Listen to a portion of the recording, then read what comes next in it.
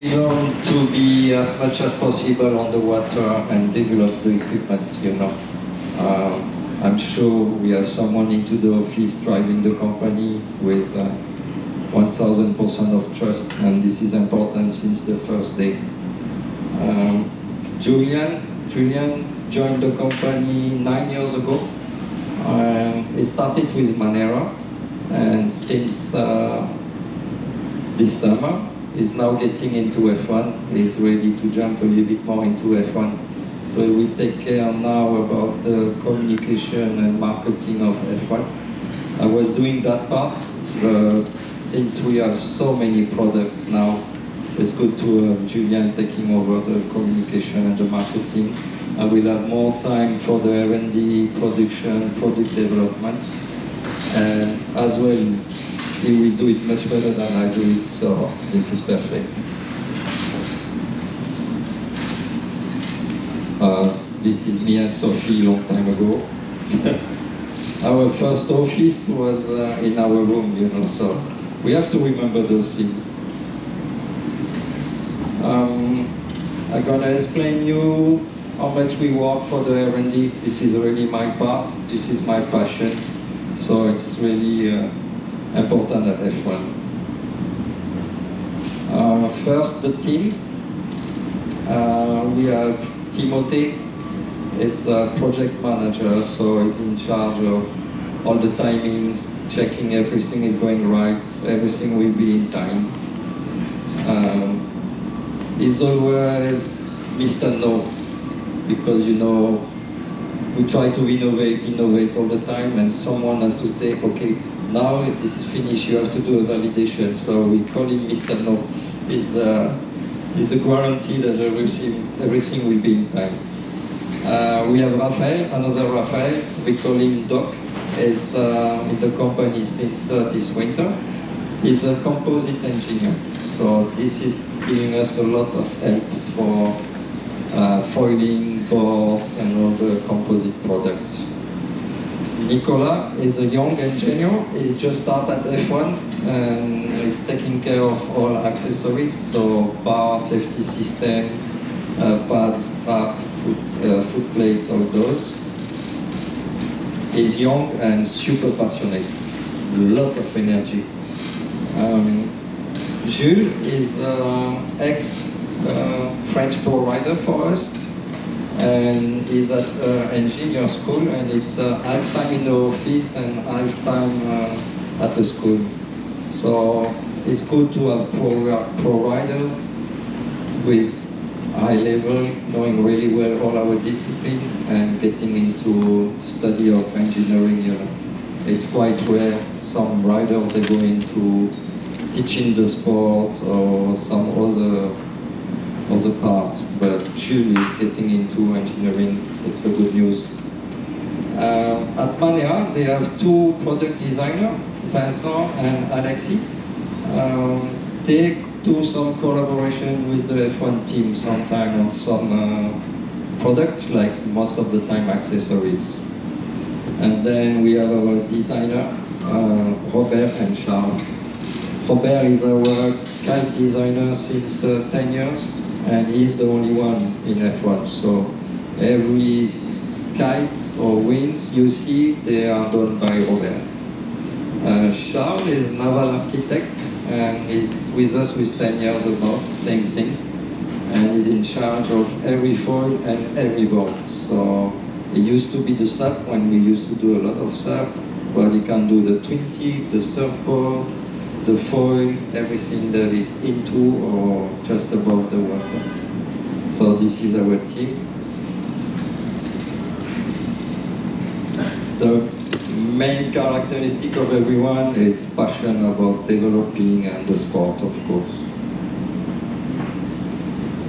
After all the designer, engineer, you need to test product.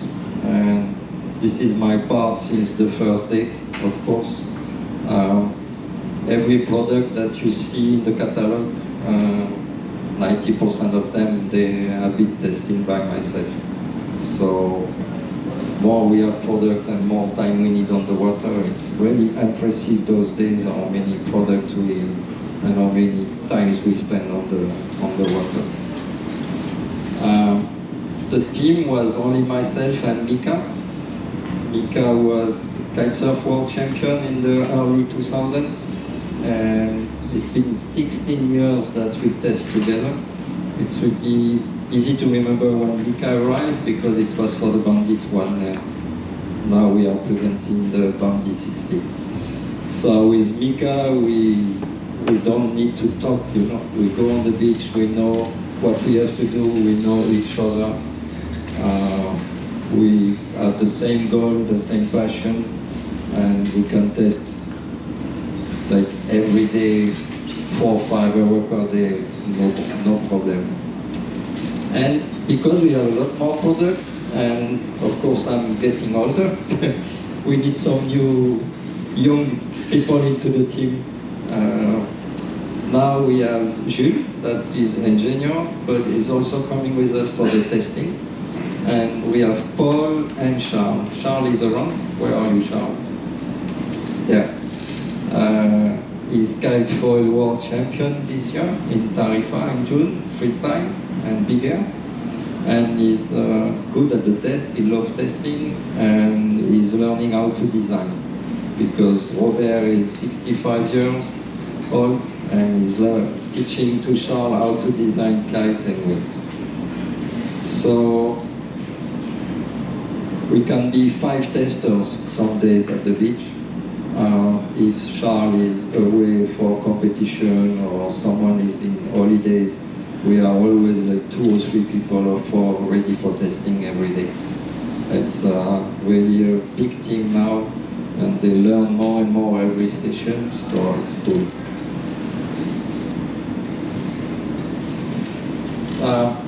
Just to let you know our process, because you see the product, but it's good to know how we are working. The first step when you design a product is the design brief, and it's super important.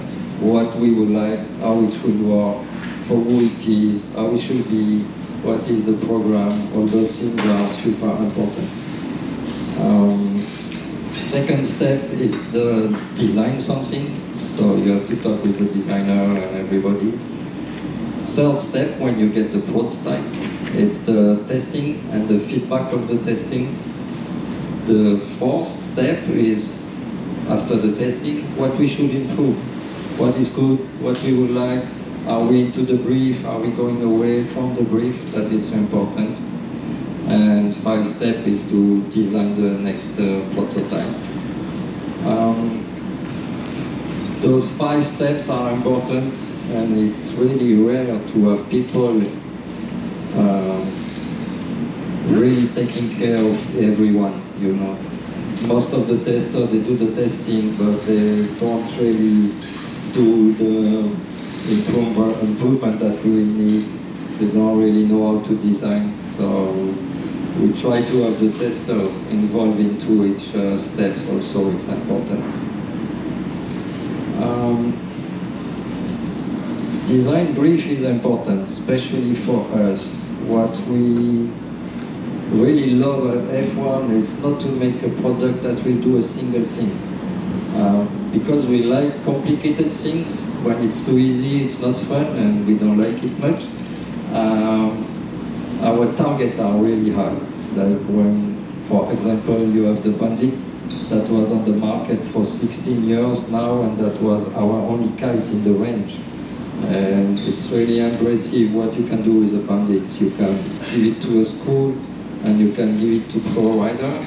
And year after year, we improve this. And the new Bandit 16, if you can test it, you will see that we improve it again, and she can do really a lot of things.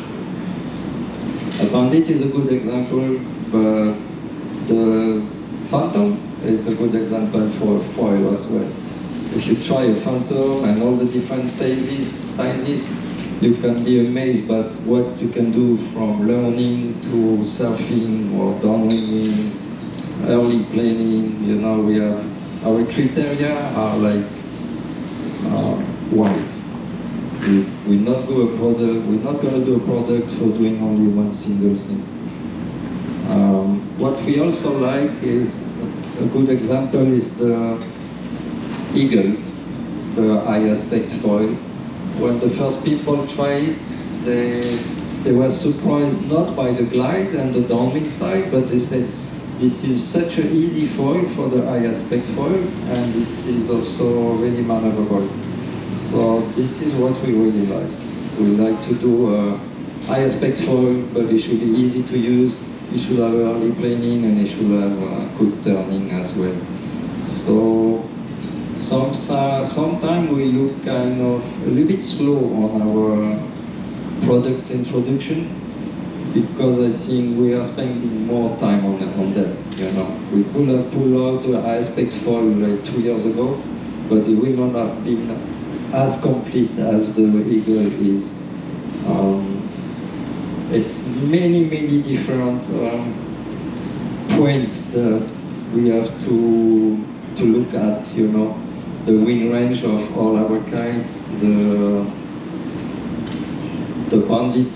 When we give it to try to people, we always say, okay, you take a 9 and you go in 30 knots, and then you will see the difference. If you use the wing or the kite in the average wind, everything is almost the same sometimes. But if you push it to the extreme, then you see the differences. About foil, if you take the back fuselage with any stabilizer from our range, and you put it on any foil from our range, they will work, you know. The front and back pressure, they will be balanced. And this looks simple, you know, but for us, when we do a new range of foil, then we have to take care that they all go on our stab and our fuselage. So from the small eagle to the gravity, you can use the same back, same tail, they will work. So these are details, they seem nothing, but behind it's a lot of work.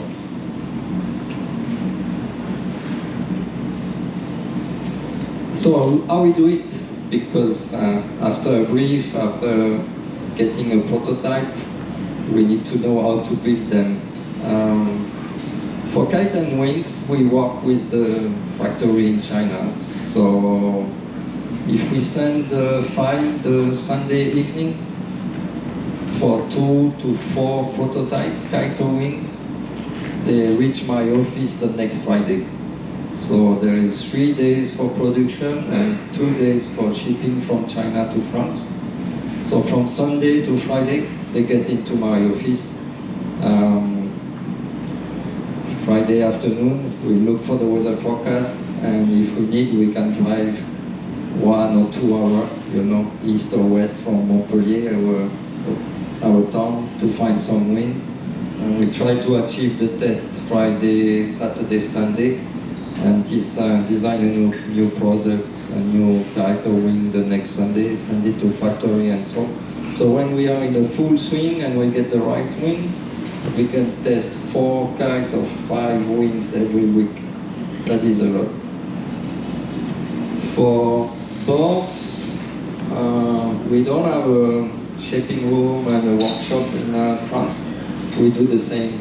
Every design is going to our factory, and it takes 1 month, and then we send it back by air freight or UPS. And foil at beginning, it was tough for the R&D, because every time you want to test a new shape, you need to make a mold. It's not like a custom board that you could build without a mold. So we have invested to a CNC, and so we can make our mold in the office. And out of the mold, it takes only 2 days to get the foil. So almost every week we could make a mold and the foil when we need to test some new design. So all the setup is important. We have the engineer, we have the kite designer, we have the testers, and we have the right setup to be able to test almost every day during the year.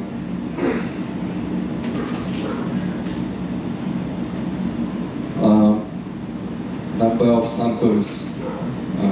people sometimes don't really realize how much prototype is it to make a new model. For the Strike V2, it took us 55 prototype of only the 5 square meter.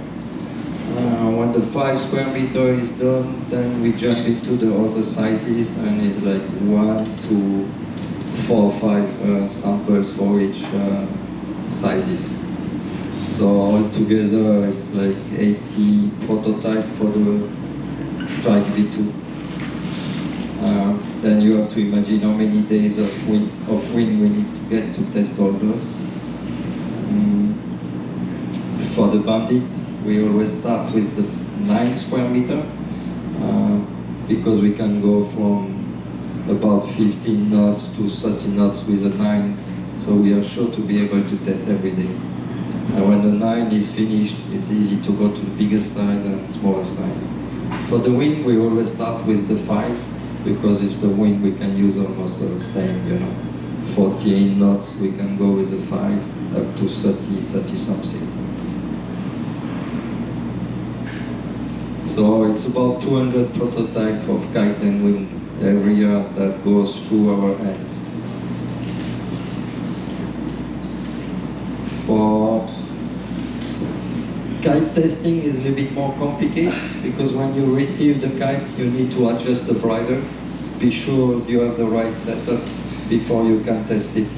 Wing is easier, you don't have the bridle to set up. But we have some more problem with the wings. Our schedule. In many places we are seen as a wing company, but be sure we do the same amount of work for kite and for wings. So from January to May, it's more like, or November to May, it's more like kite testing. And from June to October, it's more like 80% of wing testing. And the rest, like foil and boards, can be all year long, according to the new development we have to do. So we have 2 periods. We concentrate 6 months on kite and more 6 months on the wings. This is the end of the presentation. But if you have some question, I can answer. I like a lot when I can get questions from the different people. Since this morning, most of the questions I got was on the next release. People ask me when we get new stuff. Now we have released the Bandit and the Trigger, our new kites. And for the wings, it will be like more for end of December or January for the Strike V3. The CWC, the big size, they will be released for next March. And the Swing V3 will be there as well for March, for the spring. That is important. For board, there is no changes, they're all there. And for foil, we will have some new stuff. And maybe a new line of foil, but it's not ready yet. Let me check the time, because I have only half an hour. Okay, we have a few more minutes. Do you have some question, maybe? About anything? How do we work? Yes?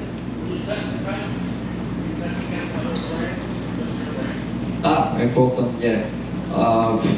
We are buying kites from the other brands, especially when we have a program like the new Trigger, The bigger kite, we never did any, it's a new model.